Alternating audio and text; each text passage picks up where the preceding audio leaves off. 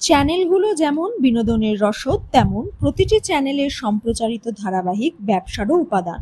তাই টিআরপি কমে গেলেই প্রথমে স্লট পরিবর্তন করা হয়, তারপর শেষ করে দেওয়া হয়। স্টার জলসায় আসছে একের পর এক নতুন ধারাবাহিক। নতুন ধারাবাহিকগুলোকে জায়গা করে দিতে পুরনো ধারাবাহিকগুলো শেষ হয়ে যাচ্ছে।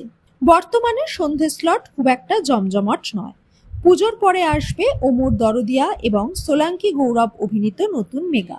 ওমর দরদিয়ার প্রোমো প্রকাশ্যে এলেও সময় জানায়নি জলসা। সোলাঙ্কি অভিনীত নতুন মেগার প্রোমো পুজোর পরেই আসতে পারে। এই নতুন মেগাকে জায়গা করে দিতে শেষ হচ্ছে কোন সিরিয়াল?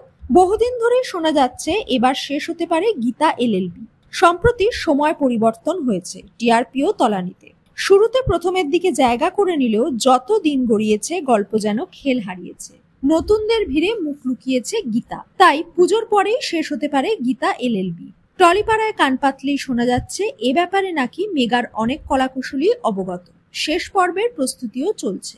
তবে এই বিষয়ে মুখে কুলু পেটেছে জলসা কর্তৃপক্ষ। ওই সময়ে কি সম্প্রচারিত হবে সোলাঙ্কি গৌরব অভিনীত নতুন সিরিয়াল অথবা ওমর দরদিয়া? সে উত্তরও মেলেনি এখনো।